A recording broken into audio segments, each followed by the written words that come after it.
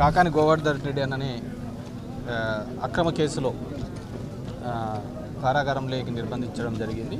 ఆయన్ను చూసి ఆయన ఎందుకు ఈ విధంగా అంటే పెట్టిన మరిన్ని కేసులు కూడా ఈ విధంగా దొంగ పెడుతున్నారు. ఒక కొత్త సాంప్రదాయాన్ని ఈరోజు ఆంధ్రప్రదేశ్ రాష్ట్రంలో తీసుకొని రావడం జరుగుతుంది. పెద్దలు రామచంద్రారెడ్డి అనంతన చెప్తున్న విధంగా మామూలుగా మేమేదన్నా ఆవేశపడతా అంటే ఎందుకు లేరామో ఆగండి ఊరికి ఇవన్నీ పోతా అంటే ఇవన్నీ అని అనేవాళ్ళు. ఈరోజు అట్లాంటి వాళ్ళు కూడా లేదు, ఇది ఒక కొత్త సాంప్రదాయము, ఇబ్బంది పెట్టే వాతావరణం అనేది ఒక మంచి పద్ధతి కాదు, ఇది మళ్ళీ రివర్స్లో వస్తుంది అనే ఒక భయాందోళకమైన పరిస్థితిని చూస్తున్నాము. ఖచ్చితంగా ఇది ఒక చెడు సాంప్రదాయాన్ని లేవనెత్తుంది.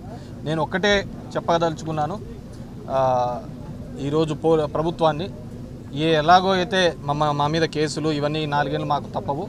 నేను కోరుకునేది ఏంటంటే మీరు ఎట్లాగో బడులు హాస్పిటల్లో రిపేర్లు చేపిలేరు, నీట్గా చేపిలేరు. నెక్స్ట్ అయినా మీకు ఇది చాలా అవసరం పడుతుంది.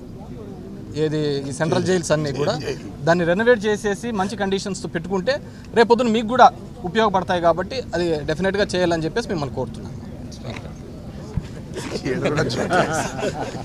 మా వీడియో మీకు నచ్చినట్లయితే please like, share and subscribe.